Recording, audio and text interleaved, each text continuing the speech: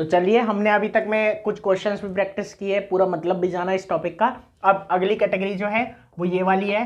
दूसरा जो मैंने बताया था कि 3 और 9 की, अगर हमें किसी भी नंबर को 3 और 9 से चेक करना है तो हम क्या करेंगे, सम ऑफ ऑल डिजिट्स, यही इनका रूल था। ठीक है, सम ऑफ ऑल डिजिट्स। ठीक है, तो इसके अंदर अब देखते हैं कि क्या होगा, कि हम यहाँ पे क्या करेंगे कि जो भी हमें नंबर दिया होगा, मान लीजिए ये हमें एक नंबर दिया हुआ है 496। ठीक है, एक छोटा नंबर ही यहाँ पे हमने ले लिया। अब अगर हमें पता करना है कि क्या ये 3 के टेबल में या 9 के टेबल में आता है या नहीं आता है, तो हमें क्या करना है, एक छोटी सी बात है कि इन सभी डिजिट का क्या निकाल लेना है, सम। 4 + 9 + 6। ठीक है, 4 + 9 + 6, और ये कितना आ जाएगा, 6 और 4 10 और 9 19, ये 19 आ जाएगा। ठीक है, अब क्या करना है, यहाँ पे 19 को देखना है, क्या 3 के टेबल में 19 आता है, क्या आंसर आएगा, नहीं आता। ठीक है, ऐसे ही क्या 9 के टेबल में 19 आता है, तो क्या बोलोगे, नहीं आता। तो बस इसी वजह से हमारा क्या हो जाएगा यहाँ पे कि ना ये 3 में आएगा और ना ये 9 में आएगा। अब एक बात याद रखना, जैसे ये सम कुछ बड़ा नंबर आ गया 30 से भी ज्यादा,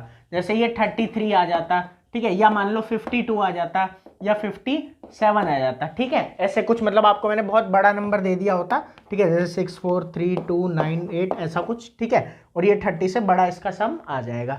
तो मत इसको भी डिवाइड करके देखने की जरूरत है ही नहीं। मतलब मैं कहना चाह रहा हूं कि जो सम करके आएगा ना उसको भी डिवाइड नहीं करना, उस पर भी यही रूल लगा दो। जैसे कोई पूछेगा 57 आता है क्या, तो आप बोलोगे 7 और 5 क्या होता है, 12। तो हाँ, ये 3 के टेबल में आता है, 9 के टेबल में नहीं आता। ठीक है, तो 57 भी 3 के टेबल में आएगा, 9 के टेबल में। मतलब अगर बड़ा नंबर भी आ जाए तो उस पर भी आप वो रूल लगा दो, उसे भी आपको करके देखने की जरूरत नहीं पड़ेगी। ठीक है, तो अब यहाँ पे आगे देखते हैं कि क्या होगा इसके अंदर। तो जब ये वाला क्वेश्चन है मान लीजिए लिया हमने, तो इसमें क्या आएगा, 6 + 4 + 3 + 2 + 9 + 8। ठीक है, ये हमें निकालना है। तो इसका सम आएगा क्या, 6 और 4 10, 10 और 5 15। ठीक है, 15 और 9 हमारा कितना हो जाएगा, 24, और 24 और 8 हमारा कितना हो जाएगा, 32। ठीक है, तो ये हमारा आ गया 32।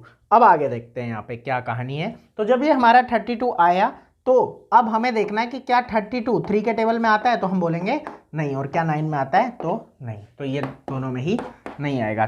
तो जैसा हमने देखा कि ये दोनों ही नंबर ना 3 में आए और ना 9 में आए। ठीक है, तो चलिए अब एक क्वेश्चन और लेके देखते हैं। ठीक है, जैसे ये क्वेश्चन है 6 4 3 2 9 9, ये मैंने एक क्वेश्चन लिया। ठीक है, अब इसको करके देखते हैं। तो 6 और 4 कितना होगा, 10, 10 और 5 15। ठीक है, 15 और 9 24, 24 और 9 33। तो इसमें क्या आ रहा है, 33। अब 33 क्या होता है, 3 और 3 6, मतलब ये 3 के टेबल में आएगा और 9 में नहीं आएगा। तो ये नंबर भी 3 के टेबल में आएगा और 9 में नहीं आएगा। तो इस तरीके से हमें इस बात का याद रखना है। ठीक है, तो मेरे हिसाब से आपको ये बात समझ आ गई होगी। अब एक बात और हाईलाइट कर देते हैं छोटी सी, ये याद रखने वाली बात है कि 9 के टेबल में जो भी आएगा, देखो ये चीज आराम से समझना कि मैंने बोला 9 के टेबल में जो भी आएगा, ठीक है, वो 3 के टेबल में भी आएगा ही आएगा, ये बात पक्का है। ठीक है, जो 9 के टेबल में आया वो 3 के टेबल में भी आएगा ही। ठीक है, लेकिन एक यहाँ पे बात है कि जो 3 के टेबल में आए जरूरी नहीं है वो 9 के टेबल में भी आए। जैसे देखो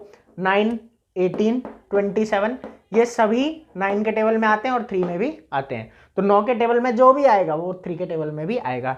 लेकिन 3 6 9 12 15 18, लेकिन देखो इसके केस में क्या है कि 9 आता है और 18 आता है। ठीक है, लेकिन ये 3 6 और 12 15 नहीं आते। ठीक है, तो ये बात का आपको ध्यान रखना है कि जो भी 3 के टेबल में आता है वो जरूरी नहीं है कि 9 के टेबल में आएगा, लेकिन जो 9 के टेबल में है वो 3 के टेबल में जरूर आएगा, और डिविजिबिलिटी रूल दोनों का सेम है। तो चलो अब आगे देखते हैं।